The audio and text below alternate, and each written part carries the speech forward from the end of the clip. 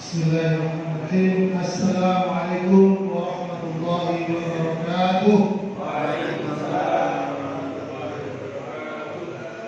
Alhamdulillah rabbil alamin. Allahumma salli wa sallim wa barik ala sayyidina Muhammadin wa ala alihi wa sahbihi ajma'in.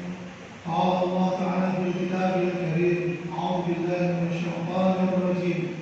Ya ayyuhalladzina amanu taqullaha wa qulu qawlan sadida yuslih lakum a'malakum wa yaghfir lakum dhunubakum wa may yuti'illaha wa rasulahu faqad faza fawzan 'azima. Alhamdulillah wa syukurillah.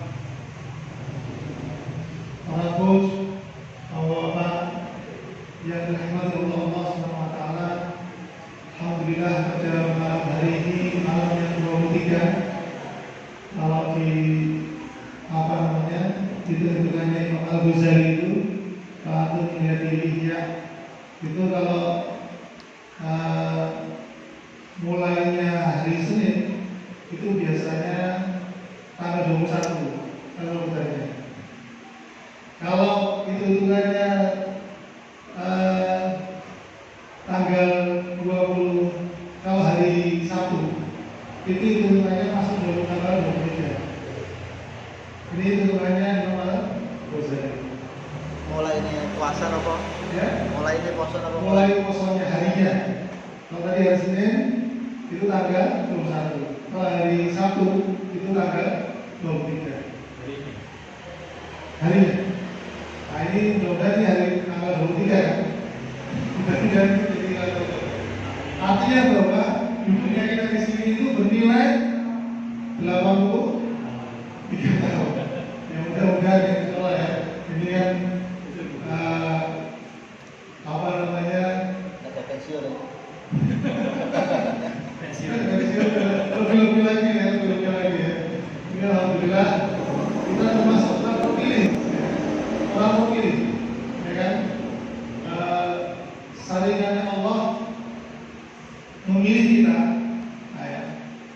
yang tidak banyak dibanding dengan kalau kita tengok sebelah kanan itu atau beberapa rumah dari sini ada 3 kafe atau 3 tempat kafe. Full semua. Itu ramai full gitu. Ya. Itikaf juga. Di itikafnya di Batok gitu. Di itikafnya di Batok. Tapi alhamdulillah ya. Semoga aja mereka itu mendapatkan hidayah dari Allah. Di antara di Batok pun mereka tetap berzikir. Kita bersyukur ya, semoga. Alhamdulillah. Yang kedua, salawat dan salam semoga senantiasa tercurahkan kepada junjungan kita Nabi Muhammad SAW serta keluarga, sahabat dan keluarga. Bapak sekalian, ini memang jam-jam kritis ya. Jadi yang sudah buka agak berat makannya, gitu kan? Ini rasanya memang terjadi kenyamanan yang tak biasa, ya. Bisa menjadi pengantar untuk tidur, ya. Tapi bapak ini berapa menit lagi atau berapa jam saya ini? 2 jam. 1 jam. Kalau saya 20 menit aja. Itu biasanya kalau khotbah Jumat kan 20 menit, betul nggak? Yang penting nanti kita malam ya bangun. Nanti malam yang isi siapa ini Pak Sarjana? Panitia. Tadi saya tanya anak saya, gimana kamu isi ya? Katanya enggak, mau ini. Tapi dia siap di rumah nih, kan acaranya diundur dia, di artinya kalau mau ini bisa ya. Ini mau baca Di sini aja. ya? Di sini. Barangkali kita sudah menyiapkan apa ya? Imamnya. Kelihatannya wajahnya wajah ini.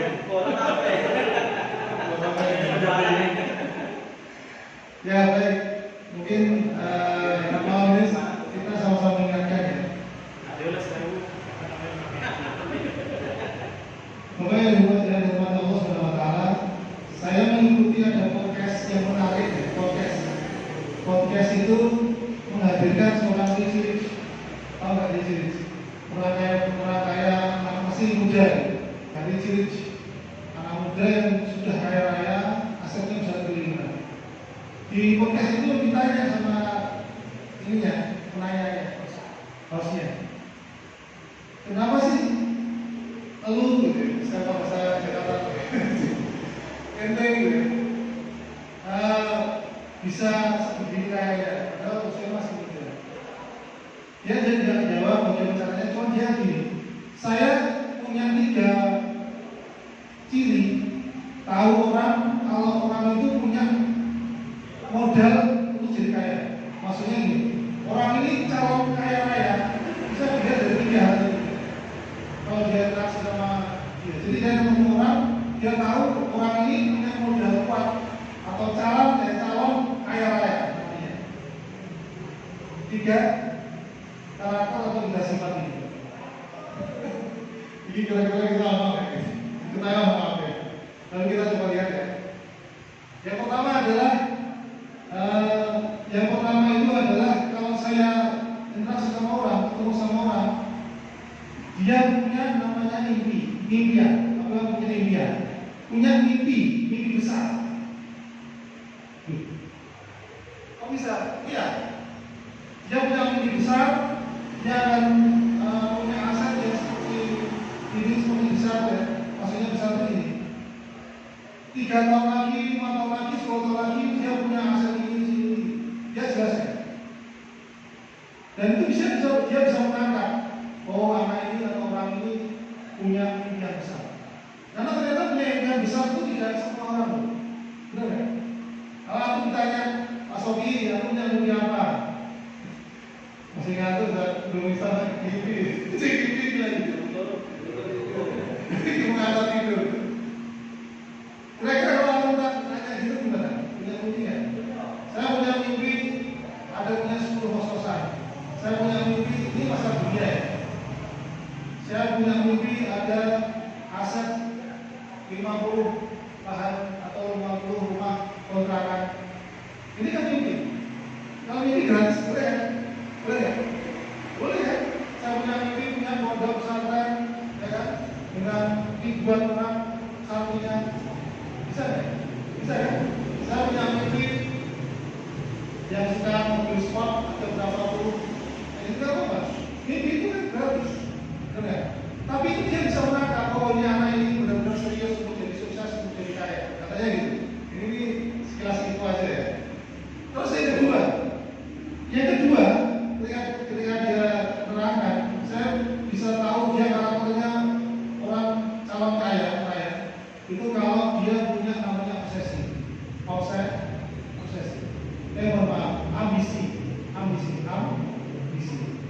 Ambisi itu maksudnya gini, tidak hanya sekedar punya mimpi, tapi dia punya ambisi untuk mewujudkan mimpi itu dengan segala cara yang dia lakukan. Entah itu tadi itu malam atau berarti dia punya kegigihan. Kegigihan. Artinya bahwa dia akan melakukan segala upayanya untuk mewujudkan mimpi itu. Karena dia punya 10 kos-kosan, 10 kos-kosan, bukan 10 kamar ya, 10 kos-kosan di mana-mana ya.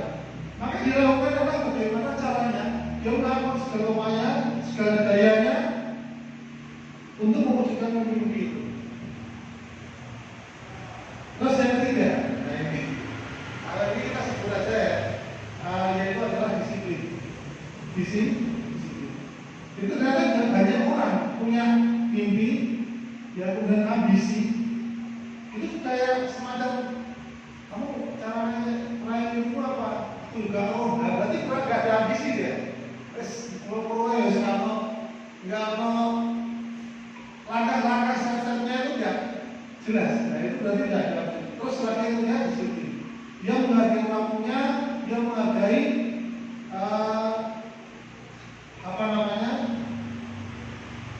ruang waktu itu atau ruang waktu itu digunakan untuk selalu meningkatkan kompetensinya dan meraih mimpinya itu. Ini juga agak banyak orang, ternyata agak banyak orang yang punya itu, ya, disiplin yang fokus kepada mimpinya itu. Oke, ini sekilas saja. Bahwa kan Allah Subhanahu Wa Taala, Coach kajian kita di bulan Ramadan ini kan sayangnya ada makmudat. Ramadan itu bilangan hari yang insya Allah sebentar lagi akan meninggalkan kita. Kalau kemarin 10 atau 17 malam yang kita lewati itu adalah kesempatan emas, maka 7 hari depan ini adalah kesempatan berlian. Ya. Kesempatan yang waduh, kayak sambil lupa ya, tapi ini lagi dapat emas. Ini kalau kita yang paham. Karena apa? Ini sudah penentuan garis finish, benar nggak? Kalau dengan dia orang lari sprint, ya kan? Itu kira-kira kalau sudah mendekati garis finish, larinya lebih kencang atau lebih lambat? Hah? Kencang kan? Untuk meraih finishnya itu, dia tidak menyanyiakan untuk santai-santai untuk lari tidak. Maka dia harus lakukan sekencang mungkin larinya itu dengan kecepatan penuh sampai dengan finish sebagai pemenang atau sebagainya yang telah lolos atau lulus dari perlombaan. Nah, Bapak yang berhormat Allah Subhanahu wa taala, inilah Ramadan. Detik-detik ini luar biasa sekali. Ya. Jangan lupa. Ya, kalau kita lihat, kalau kita lihat di tahun-tahun lewat situ, waduh, kamu berarti baik. Apalagi saya kita tadi, ya apa ya? Ya semoga aja kita termasuk orang-orang yang memanfaatkan detik-detik Ramadan sisa-sisa 7 hari ini, ya. Sehingga Allah memberikan karunia besar, ya. Sehingga Allah memberikan energi besar untuk kita lulus dengan sukses di bulan Ramadan ini. Nah, kaitan dengan energi, Bapak Ibu, ibunya kaitan Bapak Ibu Allah Subhanahu wa taala. Terkait tadi bicara satu tadi, itu kaitan dengan masalah mimpi. Betul nggak? Mimpi ya. Maka kalau kita relate dengan Ramadan ini berarti artinya kita punya energi namanya keikhlasan. Energi untuk ikhlas, belajar untuk ikhlas. Karena ikhlas itu pasti diawali dengan namanya niat, betul ya? Niat yang ikhlas, maka insya Allah amal kita menjadi ikhlas. Ketika kita sudah menjaga semua sesuai dengan sunnah Rasulullah SAW. Nah, termasuk dengan asom, termasuk dengan qiyamul lail atau tarawih, kan semuanya diawali dengan ikhlas. Man shoma imanan, man shoma iman wa ihtisaban, kan? Betul nggak? Apalagi man qoma Ramadan iman wa ihtisaban. Apalagi man shoma Ramadan imanan wa ihtisaban, ghufira ma taqaddama min dhanbi. Artinya imanan wa ihtisaban itu menjadi syarat dan ketentuan berlaku yang harus dicapai. Karena pahalanya itu besar gitu. Kalau pahalanya itu, kalau apa ganjarannya ganjarannya itu gampang. Ikut undiannya, itu dipanggil. Kalau hanya mendapatkan itu, tapi kalau ganjarannya Allah mengampuni dosa-dosa kita terdahulu, oh tidak main-main. Berarti harus melalui proses yang namanya imanan wahtisaban. Iman artinya kita yakin itu perintah dari Allah karena ketakwaan kita, dan wahtisaban. Wahtisaban itu ada 2 pengertian. Kita tahu Bapak Ibu dan Bapak Ibu tahu. Yang pertama adalah wahtisaban itu mengharapkan ridho Allah dan dengan ikhlas tadi. Tapi ada 2 yang kedua. Ihtisaban itu maksudnya apa? Hasaban, yahsibu, hasiban. Apa itu? Hasiban. Jadi menghitung. Jadi enggak dengan menahan lapar, dahaga, sing membakar makanan itu orang SD aja bisa. Anak SD stop itu sampai. Tapi tidak di Ramadan, puasa Ramadan itu tidak ada sekedar itu. Ada ihtisaban, ada menghitung-hitung. Seperti apa namanya? Hasibu anfusakum qabla muhasabu. Kata Umar kan itu ya, hitunglah dirimu. Jadi juga sama ya, kata-kata dari ihtisaban tadi. Jadi menghitung-hitung. Puasaku ini yang dihitung-hitung kira-kira keterima nggak oleh Rasulullah? Puasaku ini benar-benar lulus nggak? Puasaku ini benar-benar bersih nggak? Puasaku ini benar-benar gitu, ikhlas tak sesuai dengan syariat apa tidak? Karena yang membatalkan puasa itu ini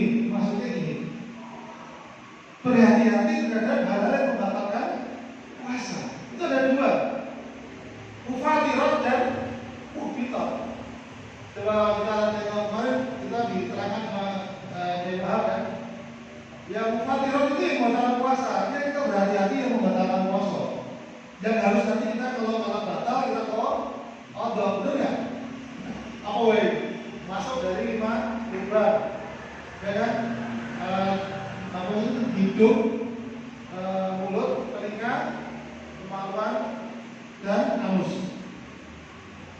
Termasuk kemarin itu sampai yang kalau mandi kelebonan telinga atau kelebonan mulut, karena mancing telinganya ini kan. Biur itu ya, pasti waktu. Atau biure ngawur, waktu kupe.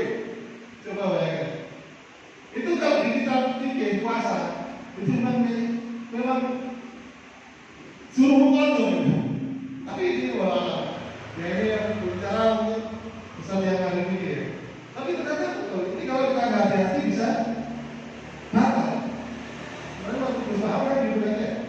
Termasuk sikat gigi, odol, seumur ini. Kalau dulu kan simak nggak ada odol ya, nggak ada seumur ini lah, nggak ada apa minnya. Jadi saya ini, mari syukur, kalau udah kecil, sikat gigi, coba bayangkan. Artinya bahwa sejauh mana kita bisa menjaga hal itu, membatalkan puasa, potensinya membatalkan puasa. Oke, pendapatan tentang itu apa batal puasa kita serahkan pada. Tapi kalau kita baca kita bikin puasa itu memang ini sangat berhati-hati. Makanya ikhtisaban itu masih berhati-hati. Yang kedua, selain membatalkan puasa, juga namanya membatalkan pahalanya puasa, mubitan tadi. Jadi kita harus amanah. Kau sikat gigi, mari sebelum sahur atau setelah maghrib misalnya, oke aman. Mandinya pun setelah maghrib atau sebelum yonda, setelah mandi hati-hati aja ya. Nah itu ternyata bahwa sekalian kepada Allah ada mubitatnya. Apa itu? Membatalkan pahalanya puasa. Pertama adalah dalam hadis. Saya lupa yang diriwayatkan siapa itu. Disebutkan sama Rasulullah itu apa salah satunya adalah diantaranya adalah ghibah. Coba itu kalau di kantor, ketemu sama teman, kalau kantor nggak perlu. Ini di, hanya buat akhirnya jenenge. Oh iya sih, kalau ini itu ya kita ke orangnya, ya kan? Makanya kalau Gus Muhammad tuh yang di sini dulu itu kan kalau anak-anak pondok yang profesional itu biasanya kalau waktu puasa itu ada busuk di kebun-kebun. Menghindari ketemu sama orang, maksudnya apa? Dia itu tadi jodoh dan gibai orang, ya kan? Belum lagi kalau ada teman yang saya mau di kantor itu bisa ada masalah kan? Wes itu dari cerita saat kantor apa ya? Oh iya sih, ada kulit yang lah, jari urunan yang belum, terus diomongnya apa? Ya bisa di kantor ini ya. Angel kan? Kalau kita hanya menyendiri dikunci di ruangan, kunci habis di rumah, malah dirasani kok kan? Di rumah pulangan, di rumah apa ini? Gak tahu kayak belum setahun, tambah salah kan? Oke. Nah, memang yang Allah SWT selain gimana apa? Namimah. Kalau namimah mungkin kita bisa bicara. Kita berdoa. Kalau rumah kerjaan, kita berdoa. Terus yang ketiga apa? Kadzab, berdusta. Apa itu? Dia berbohong. Apa misalnya bersalah? Yang susah memang gibah itu. Gibah selesai. Ternyata kalau kita nggak gibah, kalau kita gibah, akhirnya kita masuk dalam ranah itu. Terus saja apa? Apalagi? Ada yang tak tahu ya? Roh berkata kotor, rofas. Ya. Nah, ini juga kalau jadi biasanya kalau dia jauh kurang kan disebut semua binatang ya, itu kan? Apalagi kotoran itu diselit atau disenggol terus omongan. Bahasa binatang itu apa ya? Si jangkrik itu tidak salah ya, diomongin jangkrik itu. Benar ya? Si tidak salah jangkrik kering benar. Ini diomongin jangkrik. Padahal nggak salah jangkrik. Pakai jangan apa lagi ibu, pakai.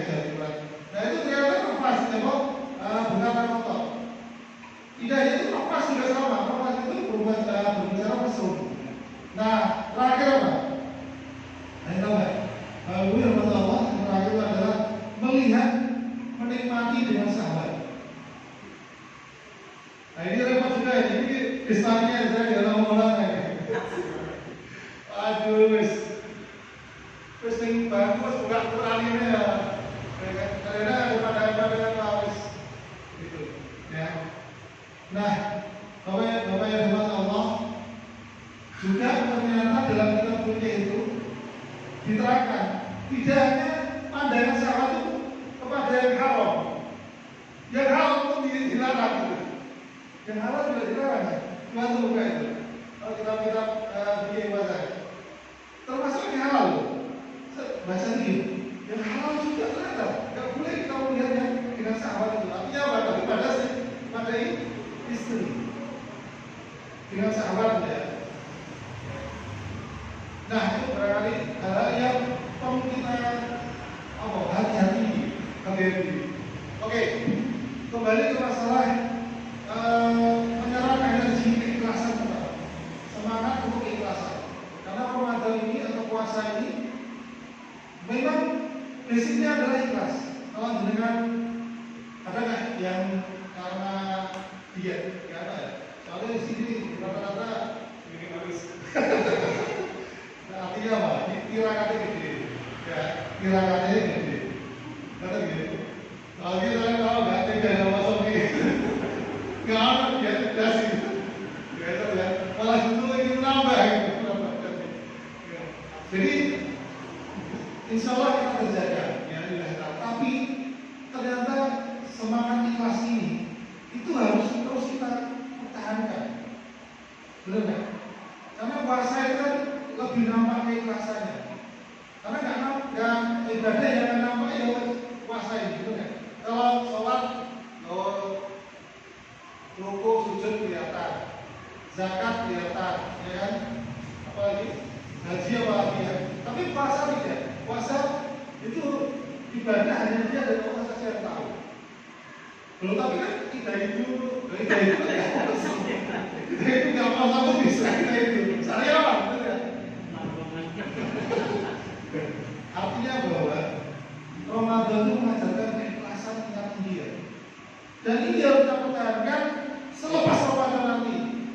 Amal-amal kita landasi dengan keikhlasan. Ya, semata-mata karena Allah dan hanya Dia dan Allah saja yang tahu. Itu urusan hanya Dia dan Allah saja yang tahu. Oke, itu pertama. Kalau tadi mimpi ya, berarti kan masalah niat ya, keikhlasan itu. Ini ada kaitan lah ya. Terus yang kedua, oh ya ini masalah semangat keikhlasan itu saya punya apa ya?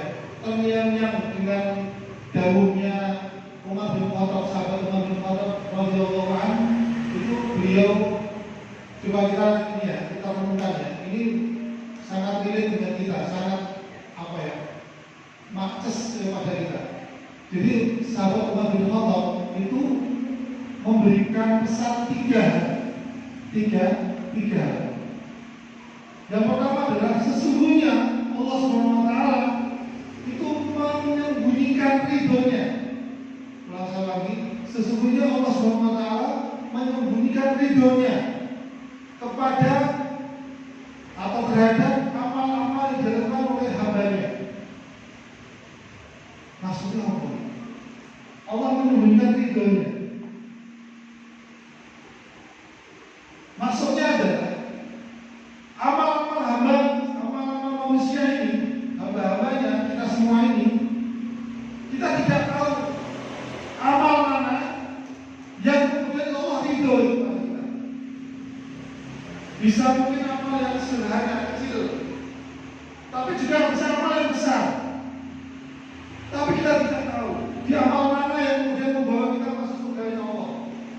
Di amal mana yang kita lakukan itu yang Allah kemudian berkenan ridho kita. Kita tidak tahu. Makanya Allah menyembunyikan ridhonya itu. Baik dengan Allah, baik juga ya. Ada kisah Imam Abu Dawud itu pernah naik kapal yang ada rombongannya ya.